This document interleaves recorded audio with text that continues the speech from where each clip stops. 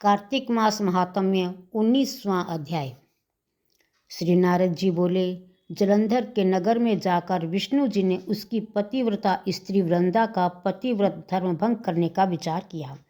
वह उसके नगर में एक उद्यान में जाकर ठहर गए और रात में उसे स्वप्न दिया।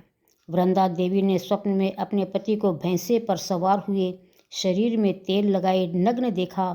वह काले फूलों की माला धारण किए, पितर भूत के समूह से घिरा हुआ, अंधकार से आच्छादित और दक्षिण दिशा में जाता हुआ स्वप्न में दिखाई दे रहा था।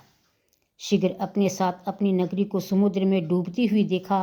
तब प्रतिव्रता स्त्री वृंदा नींद उचटने पर उस दुस्वप्न का पर विचार करने लगी।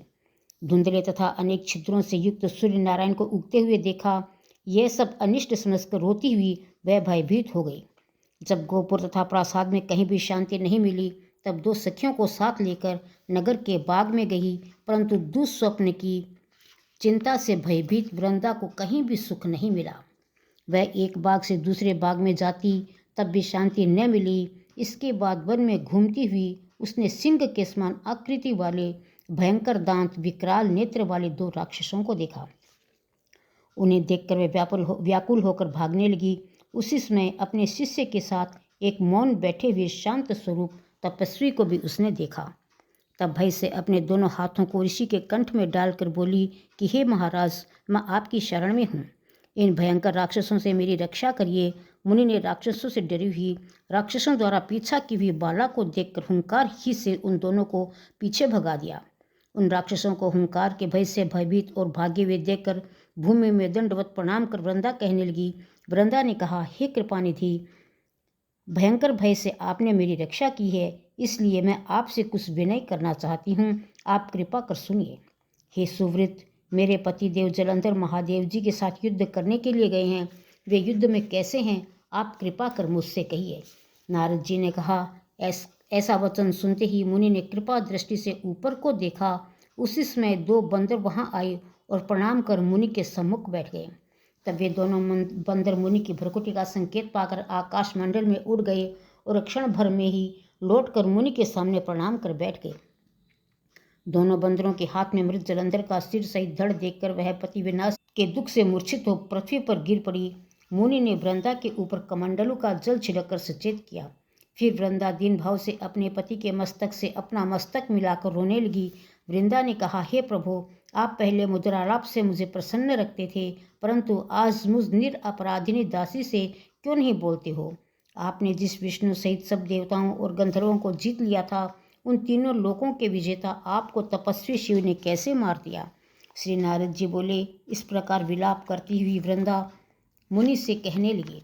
वृंदा ने कहा, हे कृपानिधि, हे मुनीश्वर, मेरे प्रिय पति को आप जीवन दान दीजिए। हे मुनि, मेरा यह मत है कि आप ही मेरे मृत पति के जीवन दाता हैं। श्री नारद जी बोले। उसका ऐसा वचन सुनकर हंसते हुए मुनि ने कहा, यह तेरा पति महादेव जी के हाथ से युद्ध में मारा गया है, अतः कोई भी इसे जिलाने में समर्थ नहीं हो सकता। तब भी तुम्हारे ऊपर कृपा कर इसको मैं जीवन दान देता हूँ। यह कहकर मुनि अंतर्ध्यान हो गए। तब जलंधर जीवित हो वृंदा को आलिंगन कर प्रेम पूर्वक उसके मुख का चुंबन करने लगा।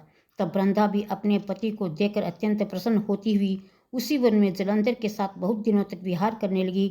नारद जी ने कहा कि एक समय उसको ज्ञात हुआ कि ये विष्णु है। यह जानकर फटकारती हुई क्रोधित वृंदा बोली, हे हरे, पराई स्त्री के साथ रमण करने वाले, आपको धिक्कार है। मैंने भली भांति समझ लिया कि आप मायावी तपस्वी थे। वे दोनों माया के राक्षस जो आपने पहले दिखाए थे, वे ही दोनों राक्षस होकर तुम्हारी स्त्री को हरेंगे। स्वयं तुम भार्या के दुख से दुखी होकर वन में बंदरों की सहायता लोगे और समस्त संसार के स्वामी होते हुए भी तुम वन वन में स्त्री के वियोग में घूमते फिरोगे, और यह जो तुम्हारा शिष्य बना था वह मृग होगा। ऐसा कहकर वृंदा ने विष्णु भगवान के बारंबार रोकने पर भी अग्नि में प्रवेश किया। तब विष्णु भगवान बार बार वृंदा का स्मरण करते हुए उसकी चिता की भस्म तथा धूलि को शरीर में लगाते हुए वहीं व्याकुल होकर पड़े रहे। देवताओं, सिद्धों तथा मुनियों के बहुत समझाने पर भी उनको कुछ भी शांति न हुई। 19वां अध्याय समाप्त हुआ। कार्तिक मास महात्म्य 20वां अध्याय। श्री नारद जी बोले, जलंधर ने शिव जी का अद्भुत पराक्रम देकर उनको धोखा देने के लिए माया की पार्वती का निर्माण किया।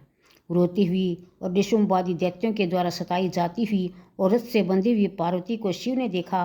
पार्वती की इस अवस्था को देखकर शिवजी स्वयं भी व्याकुल चित्त हो गए और अपने पराक्रम को भूलकर कुछ देर के लिए चुपचाप चित्र के समान खड़े रह गए। तब तक जलंधर ने शीघ्र ही शिवजी के सिर, छाती तथा पेट में 3 बाण मारे। तब विष्णु भगवान के समझाने पर महादेव जी को माया का ज्ञान हुआ। तब तो शिव ने अग्निपुंज की तरह भयंकर रूप धारण किया। रुद्र जी का ऐसा भयंकर रूप देखकर असुर और दैत्य उनके सामने से दसों दिशाओं में भाग गए। तब शिवजी ने शुंभ और निशुंभ को श्राप दिया कि मेरे युद्ध से तुम भाग गए हो, इस कारण गौरी जी तुम दोनों मारे जाओगे। फिर जलंधर ने वेग से तीखे बाणों की वर्षा की। उससे सारी पृथ्वी में घोर अंधकार छा गया। शिवजी उसके बाणों को काटना ही चाहते थे। तब तक जलंधर ने परिघ से शिवजी के बलवान बैल को मारकर उस आघात से बैल रणभूमि से भाग गया। शिवजी के खींचने पर भी वह रण में ठहर न सका।